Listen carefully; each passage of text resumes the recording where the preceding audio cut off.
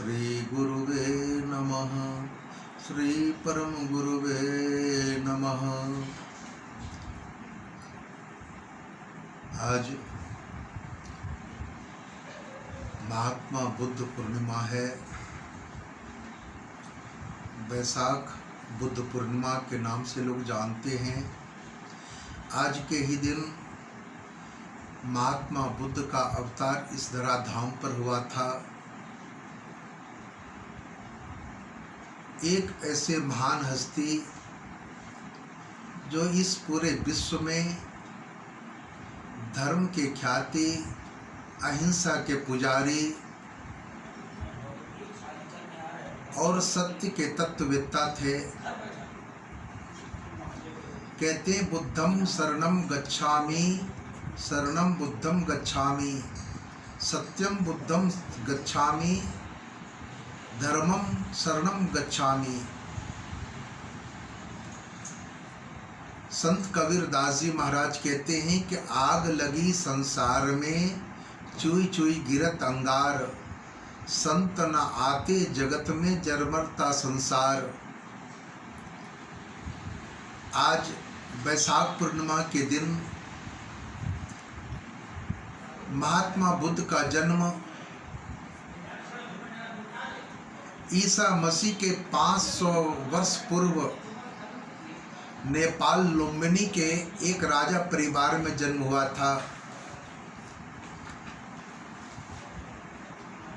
नेपाल में एक संभ्रांत परिवार, राजघराने में इनका जन्म हुआ।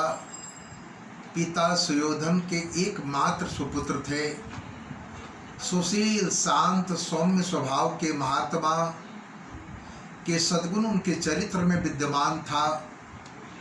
कोई पंडित ज्योतिषी उनके पिता से एक दिन बोला कि महाराज, इस बालक के ललाट व हस्तरेखा में महान वैराग्य, साधु संत होने का लक्षण है।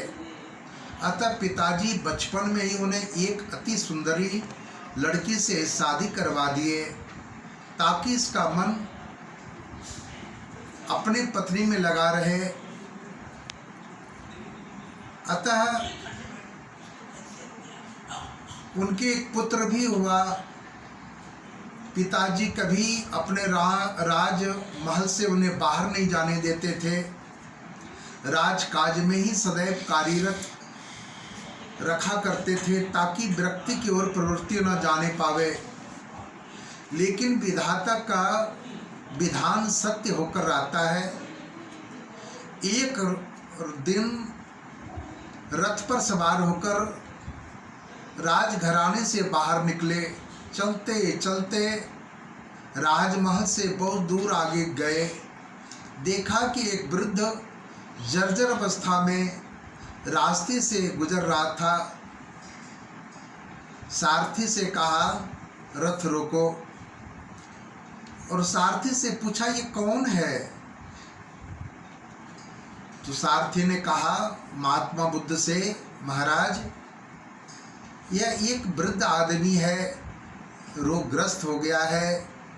हमारे जैसे ही एक दिन यह स्वस्थ था और आज इसका शरीर जीर्ण शीर्ण हो गया है, रोगग्रस्त हो गया है। बुद्ध बोले, आगे चलो। फिर रथ लेकर सारथी आगे चला। चलते चलते चलते देखा एक मृत आदमी को 4 आदमी कंधे पर लिए जा रहे थे। पीछे से कई लोग रोते जा रहे थे। बुद्ध बोले, सारथी रथ रोको। और सारथी से पूछा कि ये लोग कौन हैं, क्यों रो रहे हैं? बोले, महाराज, ये हम लोग जैसे एक दिन स्वस्थ था, अचानक इसकी मौत हो गई। रिश्तेदार, समाज के लोग इसे श्मशान लेकर जा रहे हैं। इसे चिता लगाकर आग में जला देंगे। एक दिन हमारी भी यही स्थिति होगी जो आज इसकी हुई है। महात्मा बुद्ध बोले, रथ वापस करो। राजमहल की ओर चले आए। मन उदास हो गया। सोचने लगे, सत्य क्या है जिसे पाने से जीव की मृत्यु नहीं होती है, अगर मृत्यु होती भी है तो सत्य का आभास होता है। अर्धरात्रि को अपने राजकाज छोड़ राजसी लिबास उतार, वैराग्य की मस्ती में सब कुछ छोड़कर चुपचाप लुम्बनी छोड़कर शांति की खोज में निकल पड़े।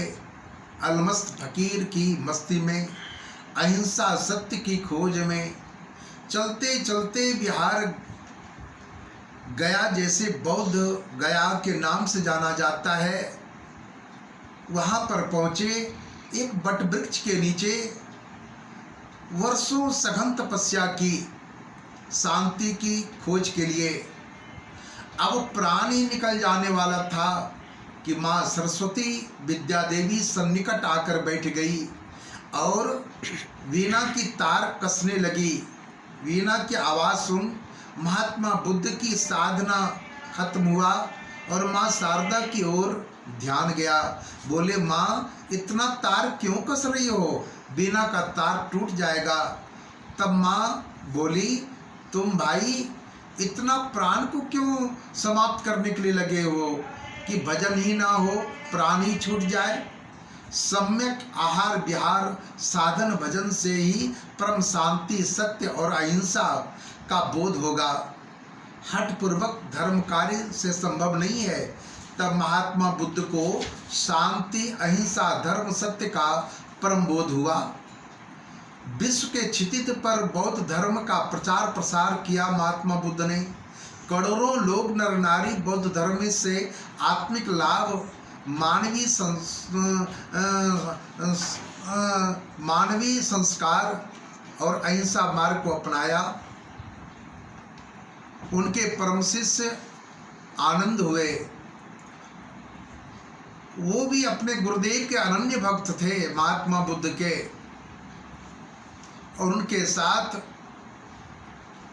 बौद्ध भिक्षुक के रूप में सदैव साथ रहे। अपने गुरुदेव के अनन्य भक्त बने महात्मा आनंद। एक बार भिक्षाटन के लिए महात्मा बुद्ध आनंद के साथ एक राजघराने में गए, गांव में। वहाँ की महारानी ने बहुत खरी खोटी बातें सुनाई महात्मा बुद्ध को। महात्मा बुद्ध मुस्कुराते हुए जवाब देते और महारानी खूब उन्हें नीच से नीच बातें कहा करती। तो आनंद ने कहा, गुरुदेव क्यों नहीं इनके दरवाजे से चले जाते। कहा महात्मा बुद्ध ने, आनंद जब ये नहीं थक सकती हैं गलत बात कहने से, तो मैं भी अपनी साधुता से कैसे हट जाऊं।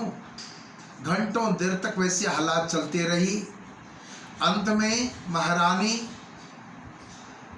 हाथ जोड़कर प्रणाम की कि महाराज, मैंने आपको इतनी उल्टी सीधी बातें कही और आप जरा सा भी गुस्साए नहीं, क्रोध नहीं हुआ, आपका मुखमंडल अशांत नहीं हुआ। तो महात्मा बुद्ध बोले, महारानी आपने जो कहा मैंने उसे स्वीकार ही नहीं किया।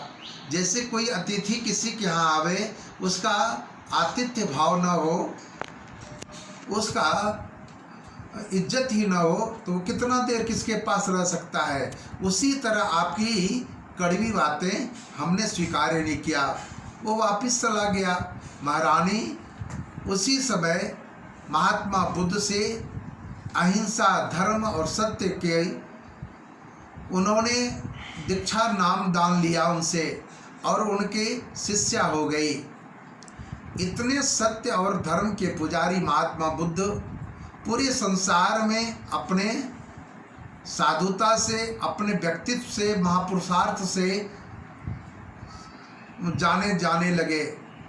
आज उनके पूरे विश्व में करोड़ों करोड़ों लोग अनुयायी हैं और उनके अहिंसा, सत्य और धर्म के मार्ग पर चल रहे हैं।